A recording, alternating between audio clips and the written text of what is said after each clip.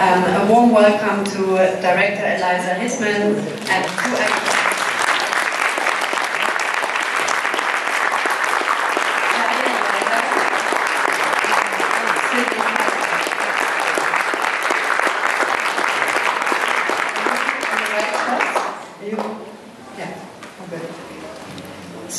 The idea for the film in 2012, and I was reading a newspaper all about the death of Sarita Halappanavar, and I began to do some research and read about the journey that women would take from Ireland across the Irish Sea to London and back in one day to get an abortion. And I, was very struck by this journey, and it's a journey that many women take all over the world. And I started to think about what that journey looked like in the United States, and how women in rural areas are forced to travel to urban areas when they are in dire need of reproductive care. So I began to do, a big research process, and I went to small towns and went to care centers, and I met with Planned Parenthood in New York and did an extensive amount of research. But of course the story, that I also wanted to tell is a bit of a poetic odyssey, and it's a road movie and a coming-of-age story. So for me it was about doing a certain amount of research, but also, finding a way to merge procedural narrative with a poetic coming-of-age story.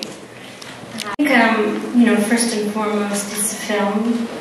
It's an artful film. It's a character study, and within it, there are issues, around the lack of access across the country, and the incredible burden that's placed on women to navigate these issues alone. I think that, I had originally written treatments for the film back in 2013, and when I went to pitch that version of the movie, there was a real lack of enthusiasm for the idea, and because we were under the Obama administration, there was a false sense of progress. I came back to the idea after Trump was inaugurated, I've been working on the project since then. But in the time that I've been working on the film, there have been more and more and more and more bans placed on getting an abortion from state to state. So I think that the timeliness and the urgency of the film are unfortunately coinciding, with the attack on our constitutional rights. I can't say that it was planned that way. For the actor? I feel that I hope that this story being told, helps some people feel represented, but I also hope that maybe it's a call to action, or that, some people feel inspired, or that some people feel like, there's some people that hopefully it gives them a more genuine and real idea into that it's not just a form of birth control, and it's not the easiest decision to make or the easiest thing to go through, and that it's not always easy as everyone thinks it is. It really shouldn't have so much of a stigma around it. It should just be viewed as a regular health procedure and not anything more. I hope that other young girls watching it, like Sydney said, feel represented and see that their story is finally being told, because this hasn't really been something that's been addressed too much in the past. And I hope that other people watching it realize that there's a lot of urgency behind the issue, and it's not really something that should continue to be swept under the rug. A small touch can be violating, and there are constant, men looking at them, touching them, and trying to intrude on their personal space. And I think, unfortunately, part of coming of age as a young woman is learning to build defenses against, that type of intrusive behavior. And I wanted to create, an everyday thriller, in a way, with the film and help the audience understand, how complicated it is to navigate, these small moments of aggression as a young woman. I still haven't formed my opinion because I think that there is a vast difference between 5 and 25 years in prison. And I think that obviously 5 years would be a very light sentence.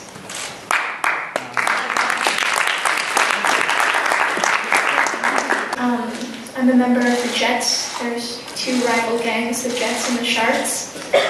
I'm not sure how much I'm allowed to say about the film yet, but certainly it's an incredible team and I'm really looking forward to it. I was really lucky to work with 2 incredible directors in the past year. And is there any answer you would like to share with us, or do you, like you said, want to keep it ambiguous? Thank you. I think what's important, for me, for audiences to take away is that, women are, very alone and powerless in dealing, with issues around trauma and sexual abuse and domestic violence. And I think that we understand her story without being explicitly told every detail of it. And that for me there's something more powerful in withholding and knowing and understanding than hearing, everything. I think that, the character is a relatable character who goes through the things that many young women in our country go through. And, I tried to write a story that strips away all the exposition and create something that's more subjective and experiential. Myself? Say everything that's on their minds, and a lot of it is just body language and exchanging glances, and so I don't know, in those moments I wasn't necessarily thinking like, this is what I might want to say. I was just more so thinking about the moment that we were in and the emotion that was running beneath that moment, and just kind of reacting to that. Yeah, the same for me as well. I think in those type of situations where there's so much to say, these 2 girls have definitely experienced a lot, even in these couple of days in the movie, and there's just so much to say that it's almost unnecessary. Words can't really, describe everything that they're feeling. And both being women, they both have a good understanding of the pain that they're both experiencing throughout their journey in New York. I think it's also, these topics are so taboo. And it's, it's the elephant in the room in the way throughout the film. That we know it's there, but we lack, the resources to fully communicate about them because they're so stigmatized. I'm from Buffalo, New York, and a lot of people in the music scene, I think, really do so much, because they're not only musicians, but they're also activists.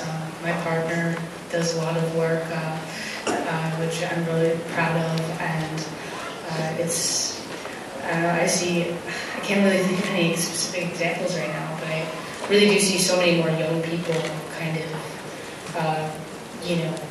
getting involved and caring, because I think they're kind of forced to at this time, because their entire futures are kind of under threat.